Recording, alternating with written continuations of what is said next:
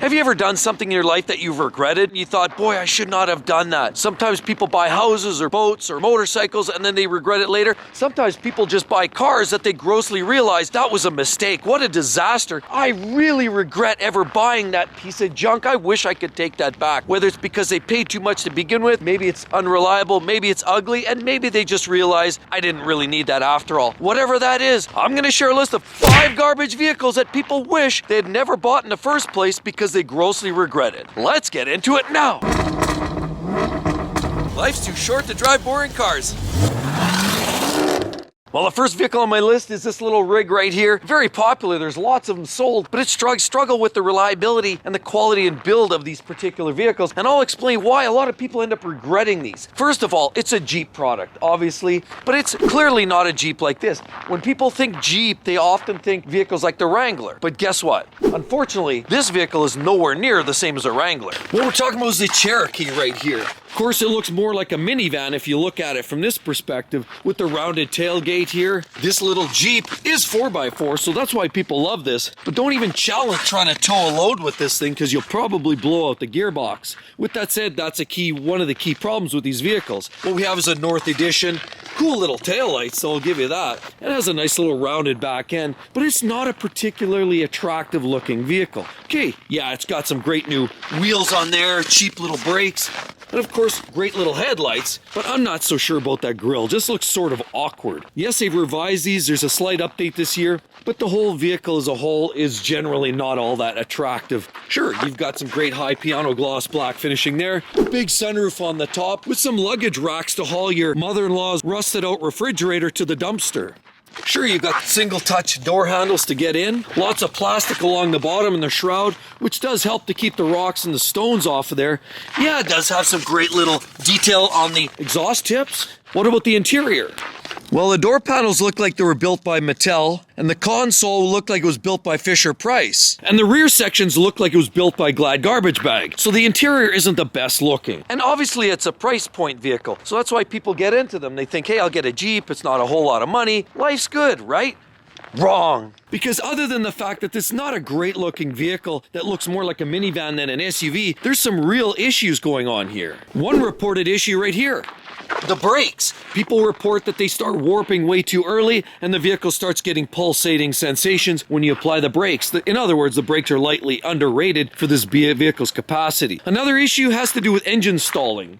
Yes, they're driving along, minding their own business, all of a sudden the vehicle slows, stalls, and then you're trying to cross some busy traffic and now you put yourself in harm's way. Now some people say it has to do with the engine directly, but many others say it's actually the ZF 9-speed automatic transmission that's teamed up with that 2.4 liter 4-banger tucked under that hood. Now the ZF 8-speed was traditionally an amazing transmission, and the 9-speed isn't all that bad on its own right, but there were many problems when teamed up in this particular car. You could get actually outright stalling, failures, as little as 70,000 miles, there have been reported catastrophic failures with that transmission as well. There have been bulletins, NHTSA, and lots of reports suggesting that a lot of the transmission issues are related to a couple of things. Number one, software glitches that needed a reflash, or possibly even wiring harnesses from the transmission to the brains of the operation. Of course, faulty wiring can easily contribute to a lot of those issues. And let's face it, I've said this before, the engine, transmission, and electrics are the 3 biggest expenses on a vehicle. Any one of those fail or become a chronic issue,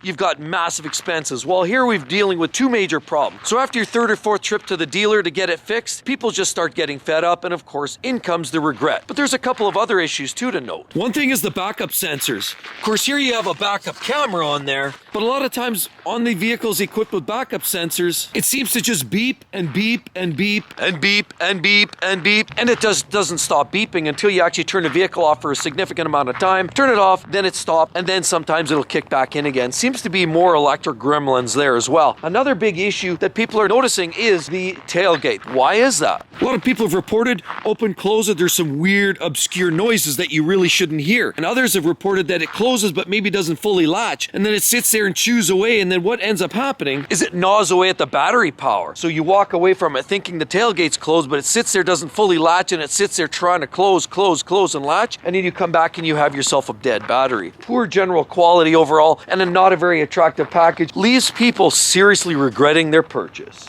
And the number 2 vehicle makes the regret list because of this. What are we looking at here? Clearly it's a vehicle. Yes, the transmission's there. Yes, the wiring is there. But what's missing? It's the engine. Maybe this one sheds a little light on it for you. Let's take a quick look around first and understand why people even buy these, and then we'll get to the real nitty-gritty. Great looking little tail lights. Of course, they've got great laser cut type wheels, nice handles, great looking vehicle all the way around. Of course, an attractive style. It's a nice little compact SUV. A lot of people like the looks of them. Yeah, this one here has a glass top on as well. And I'd like to comment about the front end, but I can't because there's nothing left. What we're talking about is all-wheel drive, so yes, you get the front wheels clawing at the asphalt, snow, and ice. Now, the interiors aren't necessarily the highest quality, but that's another story. And can I comment, don't even try to tow anything with this little unit. But what we're talking about here, of course, is the Sportage by Kia. Attractive, but not well made. Suspension issues, brake issues, coolant leaks. And electrics all seem to make the list of problems with these particular vehicles. Yeah, the transmission's a problem too, and when they fail, they're big bucks, but the engine is the real issue here. You can expect oil consumption, and even more importantly, the big issue with these is there's a high chance of these engines failing. Why is that? We're talking about engine knocking. Now, yeah, there's a knock sensor and they can program it in, but the problem is that's not the root of the issue. The root of the issue is filings in the oiling passages. Oiling doesn't get to the rod bearings, bearings fail, and of course now you have a catastrophic boom, and now the engine has to be replaced like what we're looking at right here. This is not an unusual circumstance, and as a result, many people end up grossly regretting the purchase of their Kia. I also happen to know somebody that bought a Kia Rio, and they're in the same boat. They have a vehicle that's only 4 short years old, and already they have to put an engine in it. They said, the hell with it, trade it in, trade it off, take a buck for it, and buy a new car. Here's the next one that actually a lot of people end up regretting. Yeah, well, a lot of people are very intrigued by this brand. Many people, once they actually own it for a few months, they start to realize maybe it was a little bit of a knee-jerk reaction. But let's take a look first and try to understand some of the coolness that is a modern-day Tesla. Sure, they've got some great wheels on these vehicles right there. You've got surveillance mode, you've got some cool little cameras and fold-away mirrors, nice little flush-mounted door handles on both these. Of course, you've got this great little lip on the back, a very cool design from that perspective. LED taillights. Of course, you have a great little bottom lip. Definitely adds to the style. This one's a dual motor, of course. This is a mid-level unit. This one's their Model Y, which is their lower-level SUV by Tesla. Great headlights, of course, they're very intriguing, very ghost-like, very cool. Big glass panels all over the roof that strokes all the way back. Lots of glass, lots of potential for big expensive repairs. What about inside? You've got these vinyl pleather looking seats, a very simplistic looking console, and that's because everything runs through that center screen that controls all of your mechanics in this particular vehicle. So sure, the market is going pure EV. That's what this is, pure electric. This is like your kid's little battery operated toy that they ride around when they were 5 years old. And clearly Tesla is the pioneer of electric vehicles. Now every manufacturer from Toyota to Ford to Dodge are all getting on pure electrics. But these guys are in fact the pioneers, and that's why people are buying them. Sure, there's also a lot of room in there, and if you get certain models, the performance versions, you can have a very spirited drive out of a lot of these vehicles. While they are heavy, they have enough punch to actually decimate many supercars in a straight line race. But where a lot of people end up regretting this is range anxiety. A lot of times you just can't get very far. If you don't have the extended range version, all you're going to do is get about 300 kilometers out of a run, and that barely gets you from one small town to the next. And then you got to charge up for 8 hours. Then we talk about some of the electric issues that these vehicles have. Of course, there's been some glitches and gremlins with these vehicles. You've also had water in tail lights. You've had hardware that hasn't been fastened properly. You've got the automatic pedestrian protection systems kicking in while you're driving down the road. Clearly a problem with some of the electrics in these vehicles. And even some of the quality control like paintworks and fitment of these body panels isn't always the greatest. So there's been a lot of regrets. Once you start owning these, you see the orange peel or panel gaps that don't line up or just electric issues that you have to get sorted out. But some of the other regrets actually come from other ways. I've actually heard of people buying these and then they're given the kit and then they take that kit home and they're only running a 60 amp service at home. And then they call an electrician and the electrician says, well, wait a minute, we can't actually wire that up properly as per code. You don't have enough ampacity in your service, so you have to do some major upgrade to your house to actually get that ampacity to be able to charge this car up properly. Otherwise, you go with the 120 volt charger and it takes you 24 hours just to charge 50% of your capacity. And then other people buy these and then they move into a condo complex, and they live in a condo or a townhouse, and then they realize, well, I only have a 120 volt plug-in. Well, that doesn't help me much either. So they find themselves snookered and not able to charge the cars appropriately. They may also not have access to the superchargers throughout. And again, the range anxiety and the wait time just to get a charge just makes people eventually just regret their purchase. And the next car on my list is what we have parked over here. They look great, and definitely they're affiliated with some of the Italian automakers, which you believe is truly, well made, well designed, and certainly well styled. And this definitely meets the criteria of well styled. Let's take a look, and then we'll explain some of the reasons why a lot of people actually end up regretting these cars. They're a little rough to live with for the long term, but let's take a look. You've got the Pep Boys style front grille on there. Chrome handles peel away. Of course, that'll peel off after no time. We have the Trident logo right there. And of course, LEDs on the back. This is a Q4 Maserati, and it's a Ghibli. Of course, down here we have some dual pipes on there and 2 more pipes over there. So it definitely looks beefy and looks aggressive from that stance. These beautiful flared haunches right here makes it look really, really sharp. Of course, as we circle around, we got a small sunroof on top. And then on the front, we have a very aggressive stance right here. Beautiful with that Trident logo right there.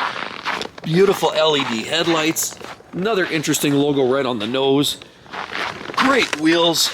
Great calipers. Clearly with cross-drilled and ventilated brakes, this thing is meant for performance driving. That's pretty obvious. Big mirrors, but the interior isn't necessarily in line with what you would expect from a very expensive premium Italian sports sedan. And so while they look absolutely spectacular, and that they do, and I understand why people buy them, heck, I would probably even consider buying one, but some of the main reasons why people really regret buying these are for the simple fact there's some issues, of course, clutch problems. We've got some brake issues with these, as well as some reliability problems related to electrics. That's some of the key areas. Now, the engines haven't been that bad, and generally speaking, there aren't any horrifyingly obscene chronic mechanical failures in these vehicles. It's just an overall chronic cost associated with owning these vehicles. We're talking about $1,200, $1,400 a year, just basic maintenance to keep this thing on the road. Compare that to a Honda Civic at about $300 a month. Now, clearly 2 different vehicles. Just to give you a perspective, how expensive these can actually be to run every single year. That's if nothing breaks. Bigger wheels, bigger brakes, you start having to change parts like that out, those costs start escalating. The other part is very disappointing is that interior. Of course, you drive this for a while and you start realizing that the interior on this vehicle isn't much better than what you're finding in many Chrysler products. That's right, a 300M basically has a very similar interior in terms of the quality. The materials isn't necessarily top rate in these vehicles, and so that's part of why people regret them.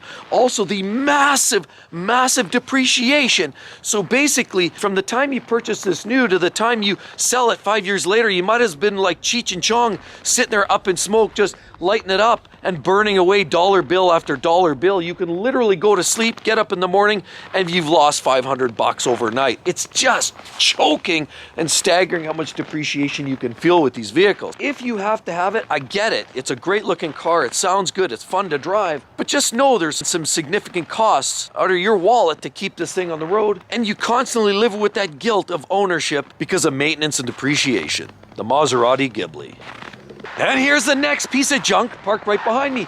Yeah, it looks pretty, doesn't it? It also looks like the rental special you'll find in Palm Springs, doesn't it? But look, we're talking about a Chrysler product. Like, that's a surprise. It's a 200 for sure. And we have, oh sure, you have the great little chrome along the bottom there, LED taillights, great little wheels, of course. And you've got a nice little profile. Like, the car is somewhat attractive. No fringe benefits though, no sunroofs. Pretty basic looking car overall. As we cycle back here, we look, there's not a whole lot exciting to write home about. Of course, you have more little chrome along the front, but that will peel away. Grab a corner and you can peel it away like a sticker.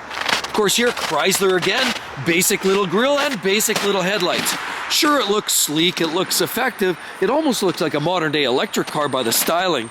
Yeah, it has these great little sausage up the middle there, kind of interesting looking, but again, very basic looking mirrors, an interior that would make Mr. Dress Up proud. So while it's not a hugely expensive vehicle, it is in fact junk, and here's the reason why. Okay, active head restraints, yeah, those can randomly deploy at will.